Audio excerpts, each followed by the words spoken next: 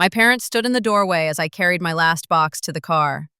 "You'll regret this," my mother said. Her voice wasn't angry, it was certain.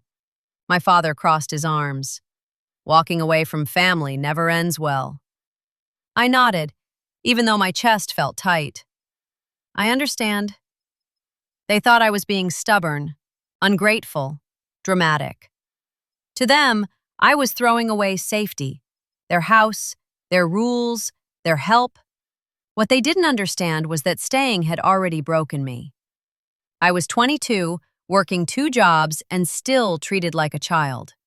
Every decision I made had to be approved. Every dream was unrealistic.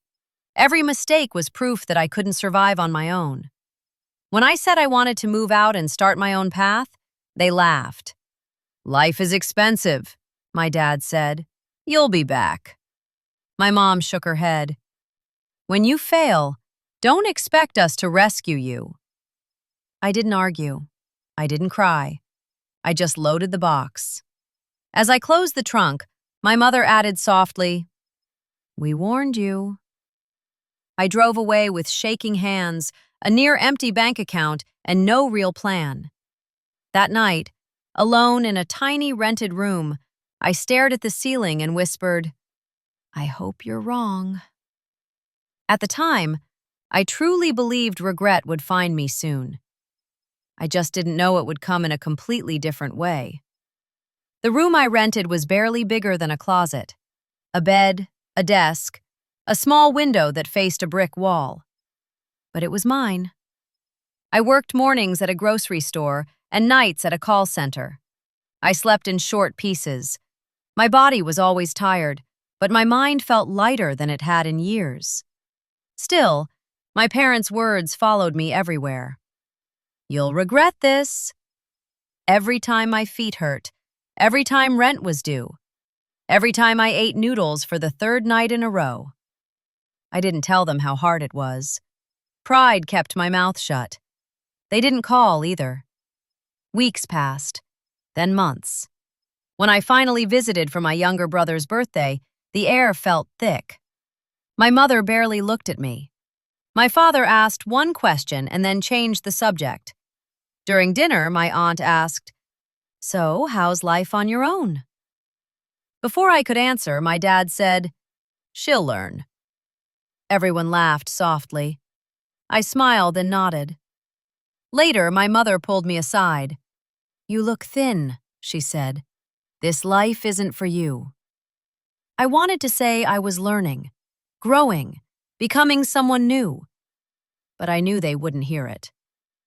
When I left that night, my mom whispered again, "You'll regret this." This time, it sounded like a promise. The first year nearly broke me. Bills stacked up. My car failed. I cried in the bathroom at work more times than I can count. But something else was happening too. I was learning. At the call center, I noticed patterns. The system was slow. Customers complained about the same things. Most workers just followed scripts, but I started writing notes. I studied the software after shifts, watched free videos online, learned simple coding from my phone during breaks. No one asked me to. I just wanted things to make sense. One night, my supervisor noticed my notes. "You understand this stuff?" he asked. "A little," I said. He handed me a broken report system. "Then fix it." I stayed late for 3 nights. When it worked, calls dropped by 20%. The manager shook my hand. 2 months later, I was moved off phones. It didn't pay much more, but it paid in confidence. I still lived small, still struggled. But when my parents asked through a cousin if I was ready to come home, I said no. My mother sent one text. "Pride comes before regret." I read it, then went back to studying. For the first time, I wasn't trying to prove them wrong. I was trying to prove myself right. 2 years passed. My life didn't look impressive from the outside. I still rented, still wore cheap clothes, still drove an old car. But inside, everything was changing. I moved into tech support, then system testing, then junior operations. I learned quietly. I listened more than I spoke. At work, people started asking me questions. At home, my parents still spoke to me like I was lost.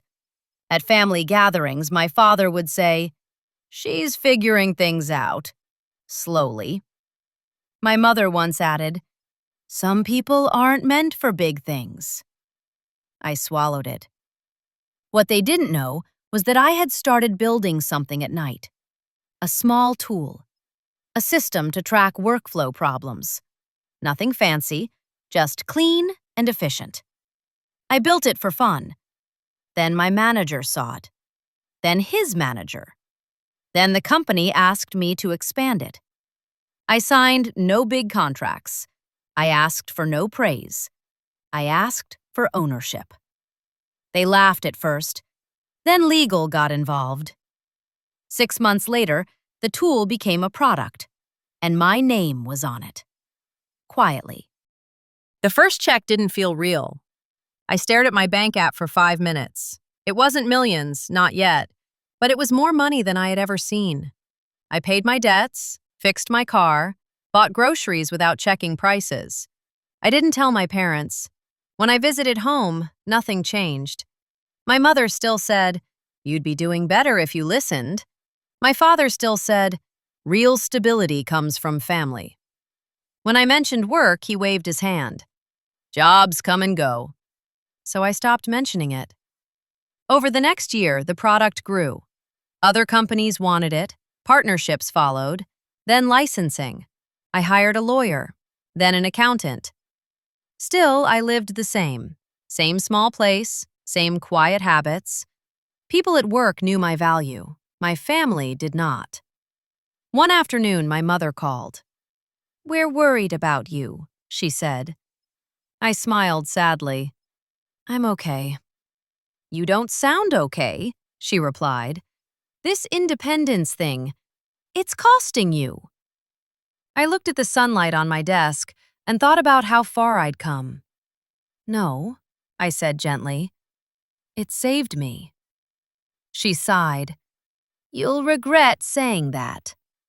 I hung up shaking, not from fear, from knowing how wrong she was. The regret they spoke of never came. Instead, opportunity did. A large company offered to buy the system. I said no. They offered again. I said no again.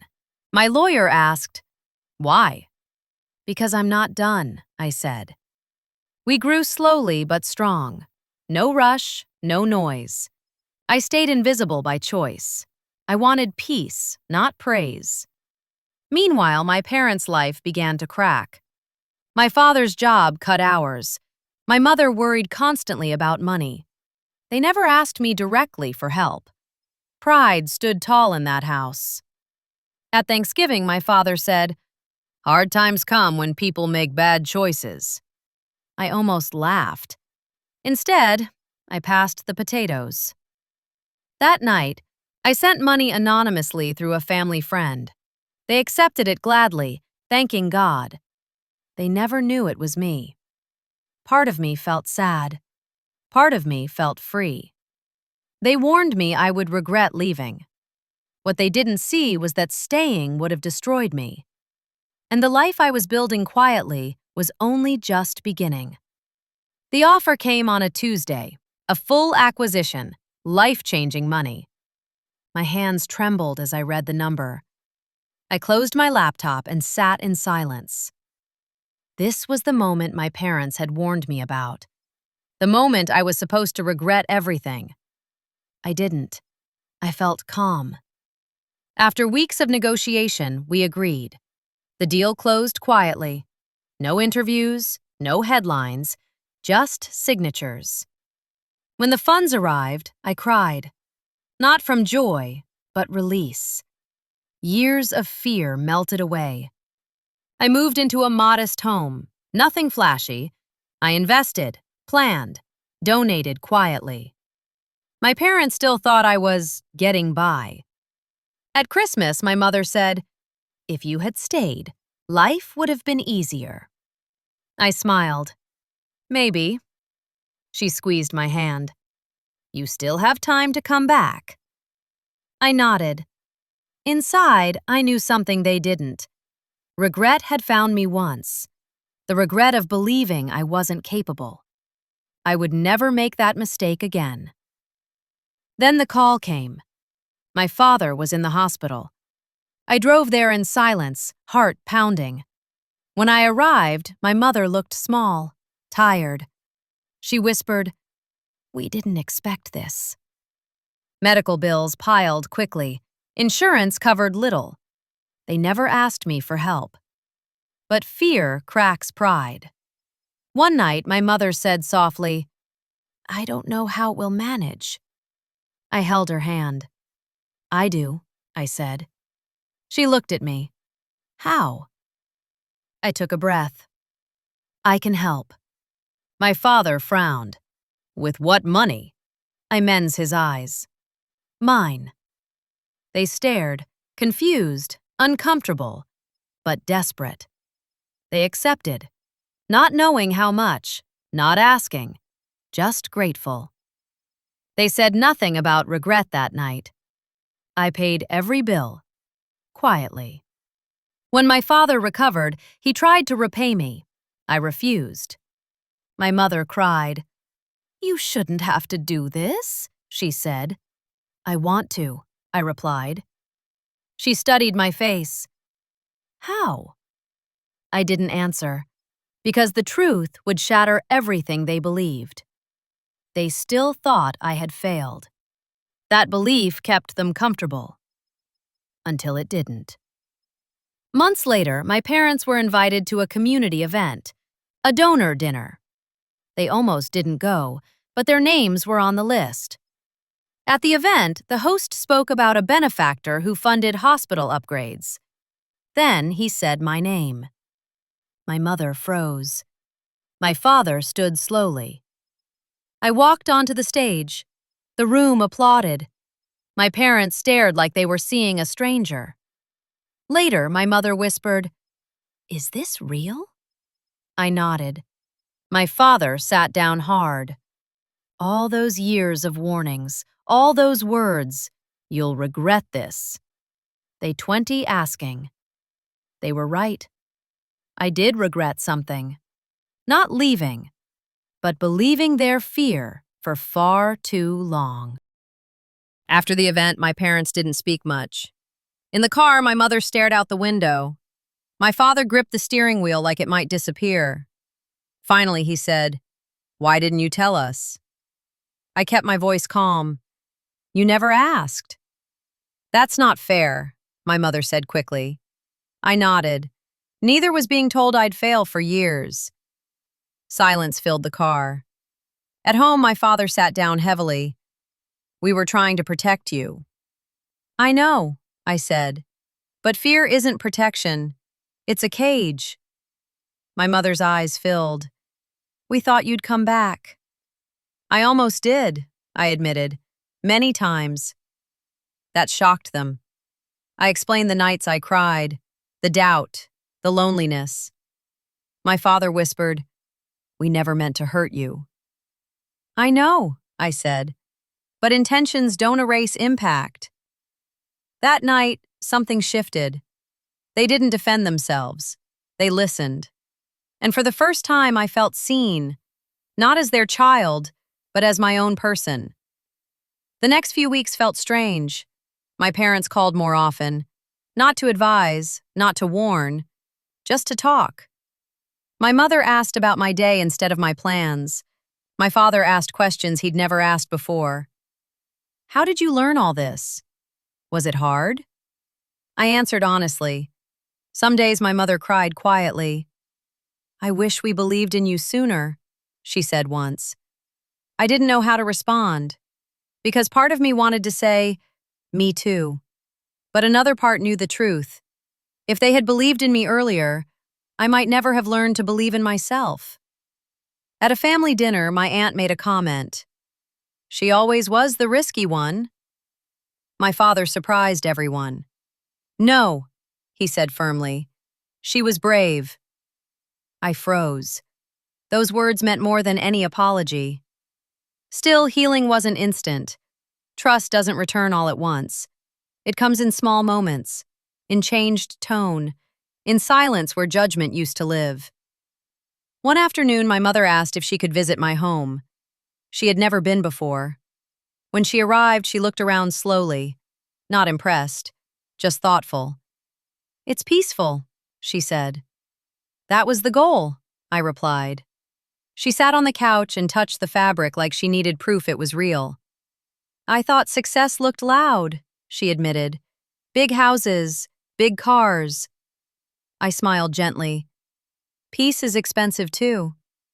She nodded. Later, she asked, "Do you ever regret leaving?" I paused.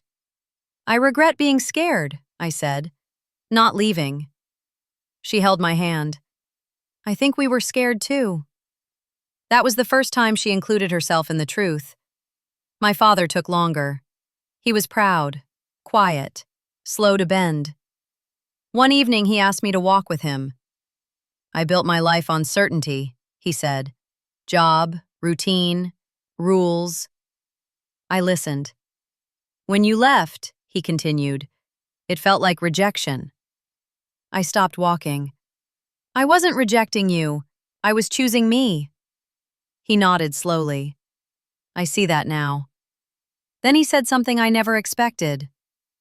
"I was afraid you'd succeed without us." That confession changed everything. Sometimes control hides fear. Sometimes criticism hides insecurity. We walked home in silence, not uncomfortable, just honest. Over time, our relationship softened. Not perfect, but real. They stopped using the word regret. Instead, my mother said things like, "I'm proud of you." The words still surprised her tongue. I didn't need them as much anymore, but they still mattered. At work, I expanded my foundation, education programs, skill training. I funded quiet opportunities for people who had been told they couldn't. Every application reminded me of myself. Rejected dreams, silent potential. One letter stood out. A young woman wrote, "My parents say I'm chasing nonsense." I smiled sadly. I approved her grant. At another family gathering, my cousin asked loudly, "So when did you become successful?" I answered calmly, "When I stopped trying to prove myself." The room went quiet. My father smiled. Later, my mother whispered, "That was powerful." I shrugged. "It's just true." Success hadn't come from money. It came from freedom. Freedom to fail. Freedom to try. Freedom to walk away from fear, even when it wears familiar faces. One night, my mother called crying. "I think we taught you fear," she said. I sat quietly. "But you taught us courage," she added. My chest tightened. That was the moment I fully forgave them. Not because they were perfect, but because they were finally honest. Months passed. Life felt balanced. Calm. I still lived simply, still avoided attention, but I no longer hid. When people asked what I did, I answered, without shame, without shrinking, without apology. At a community ceremony, my parents sat in the front row. My name was announced again. This time, my mother clapped proudly. My father stood. They weren't shocked anymore. They were supportive. That meant everything. Later, my mother said quietly, "We were wrong." Not dramatic, not loud, just true. I nodded. I know. That was enough. I realized something important. They said I'd regret leaving, but what they really meant was they would regret losing control, and they did. But control isn't love, and love shouldn't feel like fear. I started speaking at small events, not about money, about courage, about choosing growth even when it's lonely. People listened because they felt it too. One evening, my father said, "I used to think regret followed risk." He smiled sadly. "Now I see regret follows silence." I hugged him. My life wasn't perfect, but it was mine, and that made all the difference. When I think back to that day, boxes in my arms, my mother's voice behind me, I finally understand. They said, "You'll regret this." And I did. I regretted doubting myself. I regretted staying afraid too long. I regretted believing love had to come with limits. But leaving? No. That saved my life.